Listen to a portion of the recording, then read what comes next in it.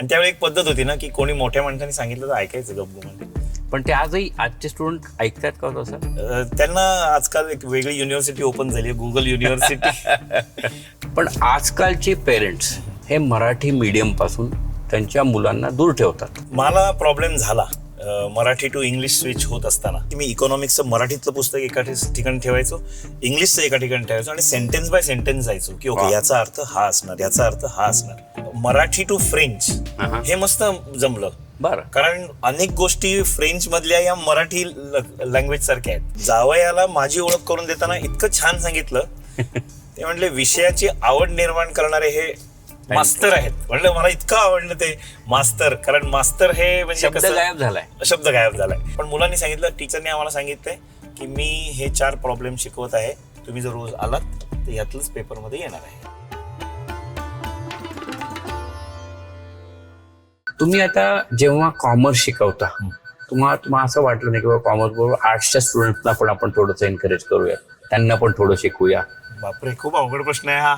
असं कधी विचार नाही झाला, माझ्या डोक्यात आला नाही. पण असं विचार झाला की मी MA फ्रेंच आहे, त्यामुळे आर्ट्स मी शिकलेलो आहे. हो. आणि MA योगशास्त्र पण चालू आहे, म्हणजे आर्ट्सच चालू आहे. पण त्यांचे जे विषय आर्ट्सचे ठरलेले असतात 11वी 12वी, त्यात मी काही करू शकेन असं मला वाटलं नाही त्यावेळेला. म्हणजे लॉजिक, सायकोलॉजी, पॉलिटिक्स, जिओग्राफी आणि मॅथ्स, जे मॅथ्स सायन्स सारखं आहे.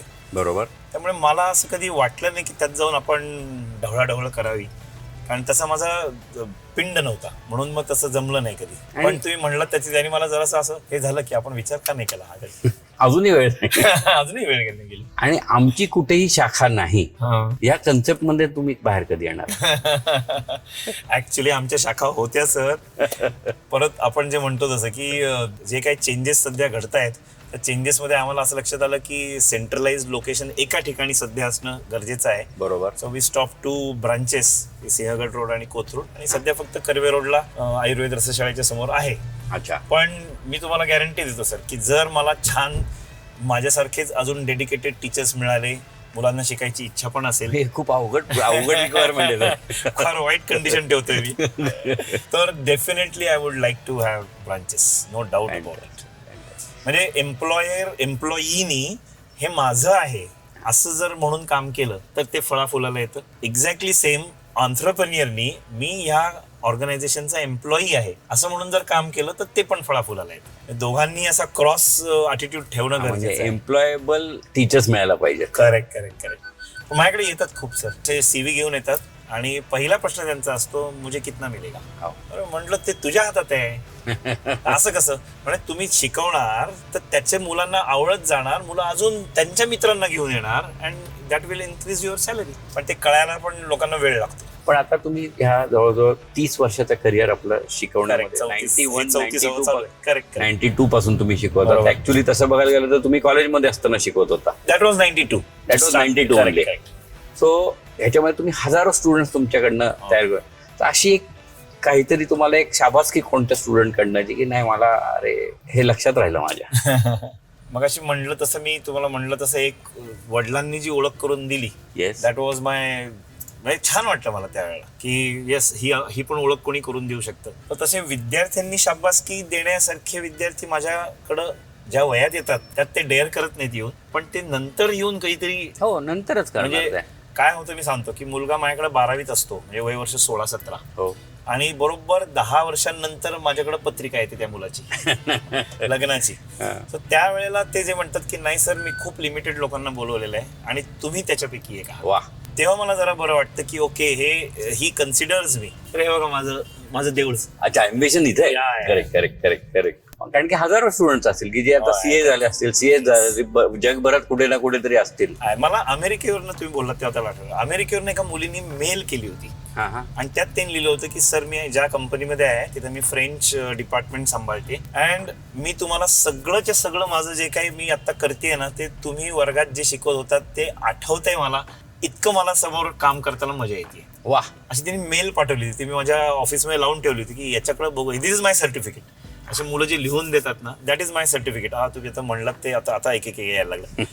एका मुलीने मला असं चिठ्ठी लिहिली होती स्टुडंटनी की सर मी पुण्यात जेव्हा आले खेडेगावांना शिकायला तेव्हा इतकी घाबरलेली होते, कारण सगळ्यांनी मला घाबरवून पाठवलं होतं की तू जातेस पुण्याला पण बघ पुण्यात असं आहे तसं आहे तसं आहे.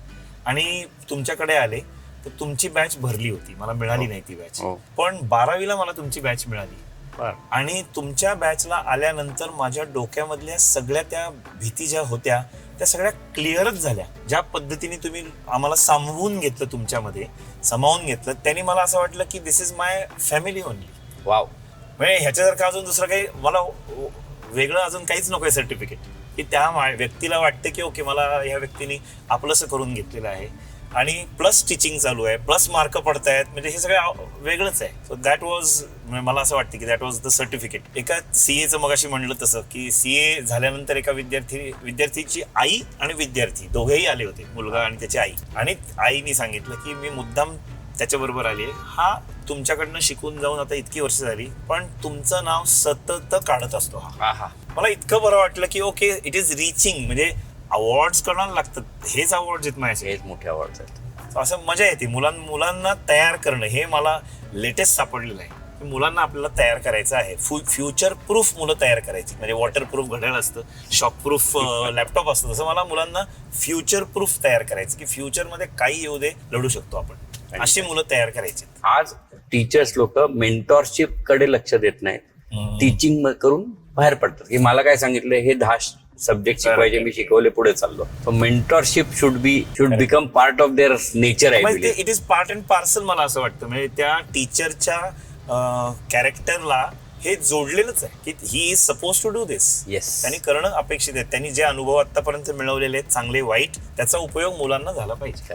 आणि पुण्याचे पालक आणि पुण्याबाहेरच्या पालकांमध्ये फरक आहे का? खूप फरक आहे. पुण्याचे पालक, आताचे जे पालक आहेत, आता मी 33 वर्ष बघतोय सगळे, तर आताचे जे पालक आहेत ते सगळे वेल एज्युकेटेड घरातले आहेत, वेल एज्युकेटेड बॅकग्राऊंडचे आहेत, मल्टिपल डिग्रीज आहेत. अनेक मुलं माझ्याकडची जी आहेत त्यांचे जन्म अमेरिकेत घडलेले आहेत आणि आता ते इंडियात सेटल झालेले आई वडील आहेत. तर असे पुण्यातले सगळे पालक आहेत. गावाकडचे पालक अत्यंत अनुभवानी तयार झालेले लोक आहेत. पुण्याचेही अनुभवानी तयार झालेलेच आहेत, नो डाऊट अबाउट इट. पण गावाकडचे जे आहेत ते त्यांच्या अनुभवातनं, त्यांच्याकडे जे काही प्रॉब्लेम्स फेस करतात त्यातनं जे ताऊन सुलाखून तयार झालेले आहेत असे पालक आहेत. आणि मी माझा एक असं जनरल म्हणणं आहे की माझ्याकडे जे हुशार मुलं येतात ना त्यांना गरजच नाहीये माझी, खरं सांगायचं. ओके. हुशार विद्यार्थी कुठेही गेला तरी तो चमकणारच. माझी गरज जी आहे ना ती अशा विद्यार्थ्याला आहे की ज्याला शिक्षणाबद्दल भीती वाटतेय किंवा अभ्यासाबद्दल भीती वाटतेय आणि ती मी काढू शकतो. तर त्या विद्यार्थ्यांनी माझ्याकडे यावं आणि मी त्याला तयार करू शकतो. म्हणजे 90% मुलाला 95% पडले यात माझं काही नाही. ते पडणारच होते त्याला. पण ज्या विद्यार्थ्याला 50% आहेत आणि त्याच्यावरनं तो 75%ला गेला, हे माझ्यासाठी खूप महत्वाचं आहे. सो गावाकडनं येणारे जे पालक आणि मुलं येतात ना ते वेगळ्या अपेक्षेने, त्यांच्या डोळ्यात एक वेगळी अपेक्षा दिसते मला. आणि पुण्यातले जे पालक असतात त्यांच्याकडे पण त्यांच्या पण अपेक्षा असतात, नो डाऊट. पण त्यांचं असं म्हणणं असतं की शुड डू दिस, तुम्ही करालच आहे, त्यात काय वेगळं नाही.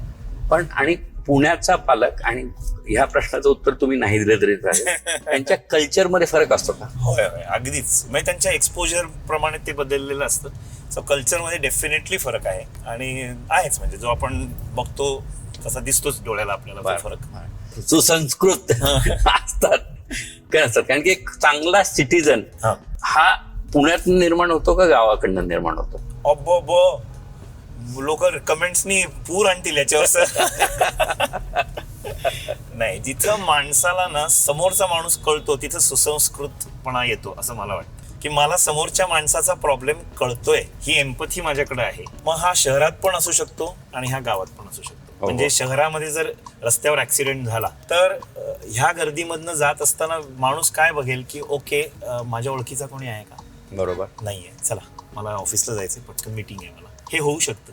गावाकडचा माणूस जर ऍक्सिडेंट झाला तर तो तिथं थांबेल, त्याला काय पाहिजे पहिल्यांदा बघेल असं मला वाटतं. कारण त्याला व्यवधान शहरातल्या माणसापेक्षा कमी असतील. बरोबर. शहरातला माणूस सेन्सिटिव्ह नाही असं मी अजिबात म्हणत नाहीये. बरोबर. But there something else occupying his mind. Correct. त्याच्या डोक्यावर इतक्या गोष्टी बसलेल्या आहेत की त्याला कदाचित करायची इच्छा आहे पण ते जमत नाहीये, असंही होऊ शकतं. सो जेव्हा मला समोरच्या बद्दल एम्पथी वाटते आणि त्याच्याबद्दल मी काम करू शकतोय तिथं सुसंस्कृतपणा जागा होतो. मग तो शहरात असेल किंवा खेड्यात असेल. गुरुचरित्रामध्ये म्हणलंय ना की जो ऍक्सिडेंटमध्ये सापडलेल्या माणसाला मदत करतो त्याच्याबरोबर मी जास्त असतो, असं दत्त महाराज म्हणतात. हो हो. म्हणजे हे ज्याला कळेल त्याला कळेल. आणि आपण एकदम फिट आहात. आपण तसं बघायला गेलं तर मला ते दिवसामध्ये 18 तास काम करता, पण तरी सुद्धा तुम्ही तुमच्या फिटनेसवरती कसं लक्ष देऊ शकता? त्याशिवाय मजाच नाही. ह्या मुलांबरोबर राहायचं म्हणजे एनर्जीची अत्युच्च लेवल गाठायला लागते. आणि ते गाठायचं असेल तर त्यांच्या वयाचं होण्यासाठी हे ऑपअप होतं. म्हणजे 91 पासून मी योगासनं करतच आहे. असं झालं होतं की मी मित्राबरोबर सिंहगडला गेलो आणि जाऊन आलो, आणि जे मी झोपून राहिलो की माझी पाठ दुखायला लागली, इतकी दुखायला लागली की मला शक्यच नव्हतं उठणं. मग डॉक्टरकडे सुरू झालं. मग डॉक्टरकडे गेलो. डॉक्टरने सांगितलं तुमच्या याच्यामध्ये ती गॅप पडलेली आहे. मग काय करायचं, त्यांनी बेल्ट दिला मला. मग फिजिओ सांगितला, फिजिओवाल्यांनी 4 व्यायाम सांगितले, तरी काही होईना. मग डॉक्टर बदलले, हे झालं ते झालं. एक परिस्थिती अशी होती FY पासून की मला बसताच येईना. मग 15 मिनिटं बसायचं वर्गात, 15 मिनिटं उभं राहायचं, अशी परवानगी घेतली होती मी. परीक्षांना सुद्धा तसंच, 15 मिनिटं बसून पेपर लिहायचा, 15 मिनिटं उभं राहून पेपर लिहायचा. मग मला अशी जागा दिली जायची वर्गामध्ये की जिथं मी कॉपी होऊ शकणार नाही, असा एक कॉर्नर. आणि मग मी तसं पेपर लिहिले. मी माझे अनेक पेपर असेच लिहिले. So this was worst. म्हणजे मी माझं अख्खं फ्युचर कसं असं काढू शकतो. सो कोणीतरी मग त्यावेळी सांगितलं की महाराष्ट्र मंडळमध्ये आगाशे सर म्हणून आहेत, ते शिकवतात, त्यांच्याकडे जा. आणि ते सकाळी पहाटे 5:30 ते 6:30 घ्यायचे. तर आम्ही कोथरूडला राहायचो. कोथरूडमधनं मी आणि माझी आई सकाळी 5:30 तिथे जायचो. आणि ते आगाशे सर 91 वर्षाचे होते. आणि ते सदाशिव पेठेतनं चालत चालत चालत यायचे महाराष्ट्र मंडळात. आम्हाला शिकवायचे, असे शेजारी बसून शिकवायचे, छान प्रत्येकाला करून घ्यायचे आणि घरी जायचे. इतके फिट माणूस पाहिला मी, असा किडकिडीत मस्त फिट एकदम. आणि 91. सो तो आदर्श डोळ्यासमोर कुठेतरी आहे की. आणि त्यांचं त्यानंतर मग योगासनं रोज करून करून करून पुढच्या वर्षभरामध्ये माझं ते गायब झालं. ते जे गायब झालं ते देवाच्या कृपेने आजपर्यंत ठीक आहे सगळं. डोक्यात माझ्या तेव्हा फिट बसलं की अरे ह्याच्यामुळे आपण बरे झालो. सो रिटर्न मध्ये आय शुड डू समथिंग. आणि माझ्या त्या सरांची इच्छा होती खूप की मी काहीतरी यामध्ये करिअर करावं, कारण मी तेव्हा FY ला होतो ना. त्यामुळे त्यांना पण अशी अपेक्षा होती की या माणसाने याच्यात काहीतरी करावं. पण आपल्या समाजामध्ये त्यावेळी असं नव्हतं की योगामध्ये करिअर केलं या माणसाने. त्यामुळे ते जरा कुठेतरी साईड ट्रॅक झालं. मग बाकीची करिअर झाली सगळी. फ्रेंच झालं, CS झालं वगैरे वगैरे. CS नाही झालं, सॉरी, CS शिकलो मी, अर्ध झालं. मग क्लासेस सुरू झाले. पण ते करिअर सगळं साईड ट्रॅक झालं. आणि मग ऑन अँड ऑफ माझं चालू होतं योगासनं, कोणाबरोबर जिथे कुठे मिळेल तिथे. बरोबर. पण आता मला जे सापडलेलं आहे, वरांडा हॉटेल आहे, त्याच्यावर चैतन्य चितळे आहे, अफलातून करून घेतात. अफलातून म्हणजे रोज मी वाट बघत असतो की उद्या कधी एकदा सेशनला जाऊ आपण आता. वाव. असं ते ओढ निर्माण सुरू झाली आता. आणि योगासनांनी सगळंच होते, आपल्याकडचं नॉलेज तसं आहे. सो फिटनेस हा परत पार्ट ऑफ लाईफस्टाईल व्हायला पाहिजे सगळ्यांचाच, असं मला वाटतं. म्हणून सध्या मी आता माझ्याकडच्या मुलांच्या पण मागं लागलोय की फिट राहा आणि 3च गोष्टी करा. तुम्हाला नाही ना आवडत आहे, कारण त्यांना असं होतं काय सर तेच जुनं सांगताय तुम्ही. इथं आपण प्रोग्रेसिव्ह व्हायला लागलोय आणि तुम्ही मागचं सांगताय. तर मी त्यांना म्हणतोय बघा, जास्त काही करू नका, 12 सूर्य नमस्कार करा बस. त्याला लागतात 9 ते 10 मिनिटं. बरोबर. तो मंत्र म्हणून करा, प्रत्येक नमस्काराचं नाव घेऊन. 15 मिनिटं प्राणायाम करा, ब्रिदिंग एक्सरसाइजेस, आणि 15 मिनिटं मेडिटेशन करा बस. 40 मिनिट्स लागतात याला. याच्यापेक्षा जास्त देऊच नका तुम्ही दिवसभरात. बघा तुमचं लाईफ नाही बदललं तर मी त्यांना सांगतो पोत्यात घालून बडवा मला.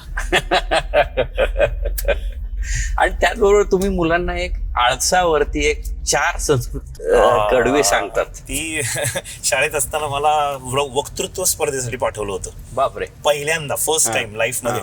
मी मॅडमला म्हटलं नको ना, त्या जो नेहमी जातो त्याला पाठवा ना, मला का पकडताय. त्या म्हटल्या म्हणून तर तुला पाठवतोय ना, तू कधीच गेला नाही म्हणून तर तुला पाठवायचंय, की कर ना जाऊन काहीतरी कर. आणि माझा विषय होता आळस हा माणसाचा शत्रू. तर त्याच्यावर मग मॅडमने तू लिहून आण म्हटल्यात. आपण एवढं 7वी 8वी मध्ये एवढं नाही लिहू शकत. मग मॅमनी, दुसऱ्या मॅमनी असं करून सगळ्यांनी ते तयार केलं होतं आपलं स्पीच. आणि जाऊन मी ते 5 मिनिटं बोललो होतो वक्तृत्वामध्ये. पण त्यानंतर ती कसं भिंत आतमध्ये. मग असं डोक्यात यायला लागलं की आपणही ह्यात कुठं अडकत नाही होत ना. प्रोक्रॅस्टिनेशन, आळस याच्यात आपण पण अडकत नाही ना. तर मग लक्षात आलं की हो आपणही करतोय असं. आणि त्याच वेळेला 9वीत संस्कृतच्या सरांनी, देवसर होते रवणबागेत, त्यांनी काहीतरी हे सूत्र सांगितलं होतं की आलसस्य कुतो विद्या, अविद्यस्य कुतो धनम, अधनस्य कुतो मित्रम, अमित्रस्य कुतो सुखम. जर आळस केलात तर आलसस्य कुतो विद्या, एज्युकेशन मिळणार नाही. अविद्यस्य कुतो धनम, एज्युकेशन नसेल तर पैसे मिळणार नाही. अधनस्य कुतो मित्रम, धन नसेल तर मित्र जवळ करणार नाहीत. अमित्रस्य कुत सुखम, मित्र नाहीत तर सुखच नाही लाईफमध्ये. करेक्ट. सो म्हणून मी माझ्या वर्गामध्ये लावून ठेवलंय असं मुलांना, आणि पहिल्या दिवशी सांगतोय लिहा वहीमध्ये पहिल्या पेजवर आणि हे वाचा रोज. सो आज पण मी जेव्हा आपण सकाळी उठल्यानंतर कराग्रे वसते लक्ष्मी वगैरे जे म्हणतो, त्याच्यानंतर हा श्लोक मी म्हणतो की स्वतःला सांगायला, आठवण द्यायला. करेक्ट. हे शाळेतली शिकवण परत तसंच. ते सर जे होते ना आमचे, ते म्हणायचे तुम्ही सकाळी उठून संस्कृत पाठ करायला पाहिजे. मी कोणाच्याही घरी येऊन बघीन. आणि जायचे ते, खरंच जायचे. बापरे. बापरे, म्हणजे वर्गात गेल्यानंतर कोणतरी सांगायचं आज आले देवसर घरी आमच्या. बापरे. मी पाठ करतोय की नाही बघायला. सो असे टीचर पाहिजेत की जे मुळातच जाऊन मुलांना बदलायला तयार आहेत. आहे झाला एक झाला आळसा पाठ. दुसरा झाला पाठ की माणसाच्या घडणावळीमध्ये स्टुडंट असो, मोठा असो, छोटा असो, मित्रांचा किती मोठा रोल असतो. संगत खूपच महत्वाची. संगत, मी लेक्चर जेव्हा आमचे सुरू होतात, संगत खूप महत्वाची. आमचे जेव्हा लेक्चर सुरू होतात तेव्हा मी मुलांना 3 गोष्टी फक्त सांगतो. एक सत्कर्म, एक सदाचार आणि एक सत्संग, म्हणजे सुसंगती. एवढ्या 3 गोष्टींवर फोकस करा. अभ्यास, एज्युकेशन सगळं येईल. सत्कर्म, सदाचार आणि सत्संग. सत्कर्म, तुम्ही लोकांप्रती कसे वागता येते. बरोबर. सदाचार म्हणजे तुम्ही स्वतः प्रती कसे वागता येते, Yes. स्वतःला कसे ट्रीट करताय. This is a beautiful vehicle that you have, आणि ते त्याला कसं ट्रीट करताय तुम्ही. आणि सत्संग म्हणजे चांगल्या लोकांबरोबर राहा. तो मित्रांचा खूप फरक पडतो मित्रांचा. आमचा एक मित्र आहे, तो नेहमी त्याच्या मुलांना सांगतो की ह्या मित्रांमुळे ह्या मित्रांमुळे मी पोस्ट ग्रॅज्युएशन शिकलो. अदरवाईज मी बीकॉम करून कुठले तरी सेल्समनशिप म्हणून काम केलं असतं, पण मी ह्या मित्रांमुळे MCM झालो. त्यानंतर तो परदेशात गेला, छानपैकी 8.5 वर्ष राहिला आणि मुलांवर इंडियन संस्कार करायचे म्हणून तो परत आला. तर हे सगळं ह्या मित्रांमुळे घडलं. तो मित्र डेफिनेटली फरक पडतो. आणि मलाही असं वाटतं की आपल्या सगळ्या त्या माझ्या कॉलेज एज्युकेशन मध्ये कुठेतरी गडबड झाली मध्यंतरी, मला चुकीचे मित्र लाभले म्हणून, मिळाले, भेटले, असं झालं जरा. पण देवाच्या कृपेने वेळीच ते परत मार्गावर आलं, हे बरं झालं. पण डेफिनेटली तो जो काळ होता, की नंतर मला रिअलाइज झालं की तो जो काळ होता जेव्हा मी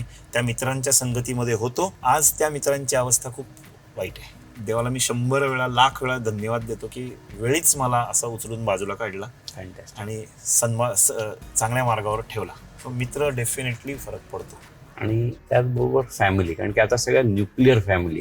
आम्ही इंडिपेंडंट, आमची प्रायव्हसी, आमचं इंडिपेंडंट स्पेस. सो ही एक कुटुंब पद्धती होत चाललेली आहे भारतामध्ये, जी पाश्चिमात्य देशातनं इम्पोर्ट करतोय आपण. पण भारतीय पद्धत, जशी आपण मगाशी पण म्हटलं की बाबा ब्रिटिशर येऊन गेले, मुघल येऊन गेले, त्यांनी काय फरक पडतो.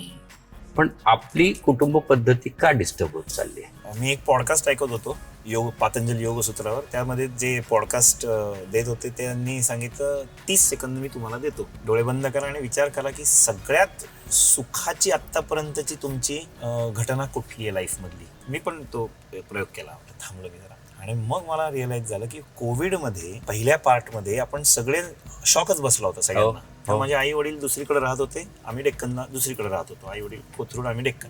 तसंच 4-5 किलोमीटरच अंतर आहे. बरोबर. पण कोणाला बाहेरच पडायला अलाउड नव्हतं. आणि जेव्हा फर्स्ट थोडंसं रिलीज केलं, तर first thing I did is I वडिलांना घेतलं, माझ्या घरी आलो आणि म्हटलं तुम्ही इथंच राहायचं. आणि त्याच्यानंतर मी, बायको, 2 मुली आणि आई वडील सगळे आम्ही एकत्र राहत होतो. That was my happiest moment in life, असं मला लक्षात आलं. वंडरफुल. म्हणजे आपले हॅपीएस्ट मोमेंट, माझी अचिव्हमेंट, माझं एज्युकेशन, ह्याच्यापेक्षाही माझी माणसं माझ्या बरोबर आहेत आणि सगळेजण शांततेत आहेत, डोकी सगळ्यांची शांत. आपण आजकालच्या ज्या सिरियल आहेत ना, त्याच्यामध्ये काही विषय ते 2दा सांगतात. हा प्लीज विषय, हा मंत्र परत एकदा सांगा ना लोकांना. ते डँग डँग असं करतात सांगण्याचं, कारण की हे खूप महत्वाचं आहे. ट्रू की तुम्हाला तुमच्या पेरेंट्स बरोबर राहण्यामध्ये जो आनंद आहे तो, कारण की लोक म्हणतात करिअरसाठी मी इकडे चाललोय, माझ्या करिअरला बाधा येते. कशी बाधा येऊ शकते. ज्याच्या डोक्यावर आई वडिलांचं छत्र आहे त्याचं जगात काहीही बालबाका होऊ शकत नाही. त्यामुळे आई वडील आपले जे आहेत ते सर्व आहेत. त्यामुळे मला त्यावेळेला असं वाटलं होतं की बास, आता माझं जे डोक्यावर टेन्शन चालू होतं ते गेलंच. I am enjoying this period now. Correct. सगळे घरात आहेत, सगळे. आणि मे महिना होता ना, त्यामुळे सुट्ट्या पण होत्या घराच्या. त्यामुळे घरात एक्सपेरिमेंट चालू होते, हे करून बघा, ते करून बघा, सगळे एकत्र एन्जॉय करतायत. That was the best moment. Picture बघा, तेही एकत्र बघा, हो. फॅमिली टाइम चालू होता, जो फॅमिली बरोबर राहणं, that was my happiest moment. So आता याच्यावरनं सगळ्यांनी आपापला धडा घ्यावा की कुठं ना कुठेतरी प्रत्येकाचा एक अहंकार असतोच असतो, नो डाऊट, इगो प्रत्येकाचा असतो. पण आपण जेव्हा सगळ्यांबरोबर राहतो तेव्हा तो कुठेतरी प्लस मायनसवर ठेवणं गरजेचं असतं. बरोबर. सगळ्यांनीच तलवारी बाहेर काढून जर घरामध्ये राहिलं तर काहीच होऊ शकत नाहीये ते. आणखी मी सध्या मागच्या 2-3 डॉक्टर हिरेमठांबरोबर बोलल्यानंतर काय छान झालं तो तुमचा पॉडकास्ट. आय एन्श्युअर दॅट की मी फॅमिली आणि फ्रेंड हा विषय माझ्या प्रत्येक गेस्ट बरोबर बोलायलाच पाहिजे. आणि प्रत्येकाचं मत सेम आहे. हो ना, प्रत्येकाचं मत सेम आहे की फॅमिली इज इम्पॉर्टंट. रूट्स आहेत आपली, सर, रूट्स आहेत. आणि म्हणतात ना की जेवढे तुम्ही रूट्स मध्ये जाल तेवढे तुम्ही उंच जाल. झाड उंच जे होतं त्याचे रूट्स खूप खाली असतात. करेक्ट. बिल्डिंग जी एवढी उंच होते त्याचे ग्राउंड खूप खोल असतं. आणखी that is very very crucial for us. आणि मित्रांचं म्हणतात ना, जपानमध्ये असं म्हणतात की प्रत्येक माणूस ऑफिसमधनं रिकामा झाला की पहिल्यांदा आपल्या मित्राकडे जातो आणि मग तो घरी जातो. बरं. हा, त्याच्यामुळे त्यांचा हॅपीनेस कोशंट सगळ्यात जास्त असतो. हो हो. हे मला ऐकल्यानंतर तर म्हणजे अजूनच छान वाटलं की अरे म्हणजे मित्र किती महत्वाचे आहेत तुमचं ठेवण्यासाठी. पण माझ्या माहितीप्रमाणे जपानला फॅमिलीच नाहीये लोकांना. हा, म्हणजे ते आता सध्याचं नेचर असेल त्यांचं. हो. पण पूर्वीचं मी जे ऐकलं पॉडकास्टमध्ये किंवा रील्समध्ये ते मला ऐकूनच खूप छान वाटलं. म्हणजे आता तुम्ही मित्रांचं काढले तर मगाशी जो मित्र मी म्हणलं ना तुम्हाला की ह्यांच्यामुळे मी शिकलो म्हणणारा, तर त्या मित्रांनी आम्ही जे 4 मित्र आहोत ते भेटतच नव्हतो. म्हणजे चौघही बिझी आम्ही, अगदी शाळेपासून आम्ही एकत्र मित्र, पण भेटतच नव्हतो समहाऊ. आणि मग कुठेतरी त्याला असं वाटलं त्या मित्राला की आपण भेटायला पाहिजे रे, असं नाही बरोबर. अरे हो रे, पण मला हे असतं ते असतं. शेवटी तो म्हणला चला आपण एक भिशी सुरू करूया. शेवटी त्यांनी अर्थशास्त्रामध्ये आणलं. चौघही कॉमर्सचे होत आम्ही. तर तो म्हणला आपण भिशी सुरू करूयात. भिशी किती रुपयाची कोणाला लागते याच्यात काही इंटरेस्ट नाही कोणाला. बरोबर. पण त्या भिशीच्या निमित्ताने दर महिन्याला ठराविक वेळेला आम्ही भेटतो. फॅन्टॅस्टिक. आणि आता परवाच झाली आमची भिशी. तर परवा भिशी ती खूप दिवसांनी झाली कारण एका मित्राला आजार पण होतं, त्यामुळे 2 महिने ब्रेक पडला आमचा. बरोबर. पण भेटल्यानंतर सगळ्यांना भेटल्यानंतर ऑटोमॅटिकली काहीतरी अंगामध्ये केमिकल रिॲक्शन सुरू होतात. येस. आणि त्यानंतर आपण जे घरी आल्यानंतर खुश असतो, हॅपीनेस कोशंट वर जातो आणि एनर्जी वर जाते. तर त्यात भिशी is something great for us. मग आता त्यांचं असतं की आपण सगळेजण मिळून ना इकडे जाऊन पुढची भिशी आपली इकडे जाऊन करू, पुढची भिशी आपण तिकडे जाऊन करू. मजा येते. सो मित्र भेटण्याशिवाय काय खरं नाही. आमच्या बायका चिडून आहेत त्याच्यामुळे, कारण आम्ही पूर्वी सगळे भेटायचो 8 जण विथ फॅमिली भेटायचो. पण आता असं झालं की तुम्ही फक्त सेल्फिश तुमचं बघताय, आमच्या भेटीच होत नाहीत त्याच्यामुळे. बघा तुम्ही तुमची ठरवा, आमचं तर छान चाललंय मित्रांचं. आणि आय थिंक ना आपण जे मित्रांबरोबर जे हसू शकतो, कुठलाही विषय बोलू शकतो, ते कोणाबरोबरही हसू शकत नाही. म्हणजे अगदी सिम्पल सर. वैशालीमध्ये जर कधी मला भेटायचं कोणाला असेल ना तर त्यांच्याबरोबर भेटत असताना जे असं खाल्लं जातं ते असं पॉलिश जरा असं, आणि मित्र बरोबर असताना फॅमिली बरोबर असताना जे असा आडवा हात मारता येतो ते वेगळंच असतं. So you are true with your friends and your family. Your self.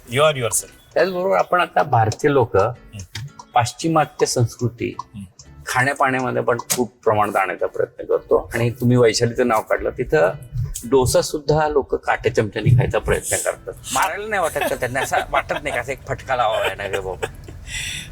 नाही, त्यांच्या पण बिझनेस मीटिंग चालू असतील सर, त्याच्यामुळे त्यांना ते खावं लागत असेल. Given the choice and given the company, they will also prefer हाताने खाणं. आणि त्याचबरोबर आता आपण खाण्यावरती आलो तर पुण्यात जसं झाले सर तुम्ही खाण्याचं नाव काढलं पुण्याच्या. म्हणजे डेफिनेटली तुमच्याकडे भरपूर जागा असतील पुण्यामध्ये. What is your favourite food? पक्का पुणेकर आहे मी, त्यामुळे मला पुण्याच्या सगळ्या गोष्टी आणि खाणं हे माझं खूप फेवरेट आहे. तर मला मेनली काय म्हणजे खूप गोष्टी आवडतात, पण आता तुम्ही म्हणले जे आठवते बादशाहीची मिसळ मला खूप आवडते.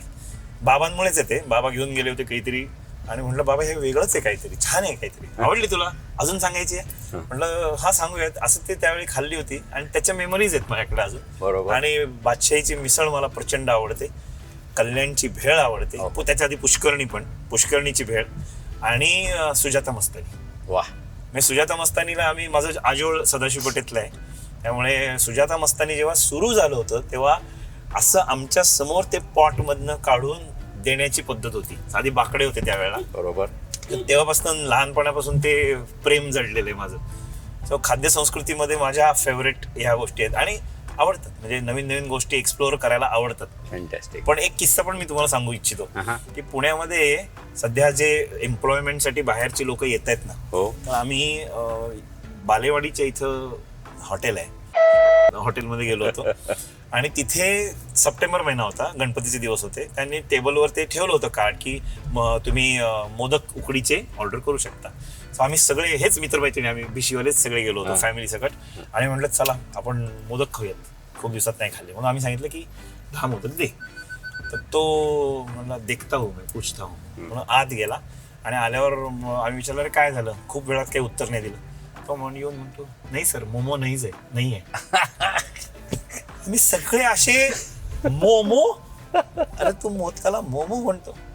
आणि नंतर त्याचं मग इथं नाव लिहिलेलं असतं ना, ते नाव पाहिलं, ते अमराठी अपुणेरी असं नाव होतं. ही संस्कृतीमध्ये ढवळाढवळ सुरू झालेली आहे, मोठी ढवळाढवळ सुरू म्हणजे झालेली आहे. It is the duty of that employer. किती महत्वाची ड्युटी ही. परत नाही आम्ही तिथे जाणार आता. त्या ड्युटी एम्प्लॉयरची अशी ड्युटी की त्याच्या एम्प्लॉईजला त्यांनी कल्चरली कसं तयार करायला हो, पाहिजे. कारण ते इटालियन डिशचं नाव व्यवस्थित सांगेल ना, तर मग त्यांनी भारतीय मोदकाचं नाव पण नीट सांगावं ना. Correct correct. आणि पुन्हा म्हटल्यावरती पुणेरी पाट्या आल्या. हा, तुम्ही तुमच्या कॉमर्स इन्स्टिट्यूट साठी काय पाटी बनवली का? आमच्या दारावर असं लिहिलेलं आहे, अंघोळ करून येणे. शरीराची का मनाची? अरे क्या बात आहे, दोन्ही करून यायला पाहिजे. नाही, मी सांगतो ना मुलांना, हे बघा ते पाट्या असतात ना की चपला आणि अहंकार बाहेर काढून येणे, तसं मी तुम्हाला सांगतो इगो बाहेर ठेवून यायचा. चपला तर नाही काढू शकत आपण, पण इगो बाहेर ठेवून या म्हणजे तुम्ही छान शिकाल. तसं आमच्याकडे पाठी अंघोळ करून येणे. मुलं पहिल्यांदा येतात हे काय प्रकरण आहे, पण मी खरंच असं करतो. सकाळी जी 8 वाजताची बॅच असते ना, मी असं शिकवता एकदम विचारलं आज कोणी आंघोळ करून आली तर, आणि जो नाही करून येत ना त्याला असं होतं आतमध्ये अजून प्रामाणिक आहेत लोक, मी कसा हातवर करू. आणि त्याला पण तुम्ही गाणं गायला लावता का? त्याला सांगतो मी तुला आंघोळ घालीन पुढच्या वेळेला जर तू नाही करून आलास तर. आणि मग एकदा एका विद्यार्थी असाच आला आणि तो तसाच अवतारातच आला, बॉक्सर, केस असे विस्कटलेले आणि इथून असं पांढरं. अरे देवा, म्हटलं तू अबाउट टर्न अँड टेक चल घरी. घरातले फोन करून सांगितलं अहो असं का पाठवतो तुम्ही. म्हणजे तो ऐकतच नाही. म्हटलं अहो, म्हणजे तो संध्याकाळी आंघोळ करतो. म्हटलं तो संध्याकाळी करतो, तो 100 आंघोळी करू दे, एक आंघोळ बेड मधनं उठून क्लासला यायच्या मध्ये झाली पाहिजे. तुम्ही शिक्षण घेत असताना, तुम्ही विद्या घेत असताना, बाप्पा येतो, तुम्ही विद्या घेत असताना क्लीन पाहिजे डोकं तुमचं.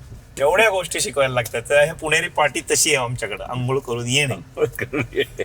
तर anything else that you want to talk about? मला फक्त तुम्ही मगाशी विचारलं होतं ते मी परत, तुम्ही ढँग ढँग ढँग करते तसं मी बनीन. विद्यार्थ्यांनी फक्त 3, विद्यार्थी काय घरातल्या सगळ्यांनीच 3 गोष्टी फक्त करा. एक म्हणजे तुम्ही फुल फ्लेज व्यायाम केलात तर मला पाहिजेच तसं, पण नाही जमत आहे तुम्हाला तर निदान 12 सूर्यनमस्कार, 15 मिनिटं मेडिटेशन आणि 15 मिनिटं प्राणायाम, एवढं मात्र सगळ्यांनी करावं. मला एक छान त्याबाबत मागच्या वर्षी अनुभव आला, हे मी सगळ्यांनाच वर्गात सांगत असतो. ते एक आई भेटायला आल्या होत्या मुलाबरोबर काही कारणाने, आणि त्या आल्या आणि त्या म्हटल्या की सर तुम्ही हे जे सांगितलेत ना मुलांना ते मला खूप आवडलं. तर हा करतो की नाही ते माहित नाही, पण मला सवय लागली. ग्रेट. बस झालं की घरातली स्त्री जर करायला लागली तर ऑटोमॅटिकली सगळं घर करायला लागेल. At the end of the year त्या मुलांनी मला मोठी अशी सिल्क चॉकलेट आणून दिली. मला आतापर्यंत कोणी अशी दिलेली नाहीये, कॉलेज जीवनात तर नाहीच नाही, पण अशी एक मोठी सिल्क आणून दिली आणि दिली फक्त. का रे बाळा तुझं बर्थडे आहे का? नाही सर. मग काय झालं? नाही सर तुम्ही ते जे सांगितलं ना करायला. म्हणलं हा, आम्ही सगळी फॅमिली रोज करतो, आम्ही सगळेजण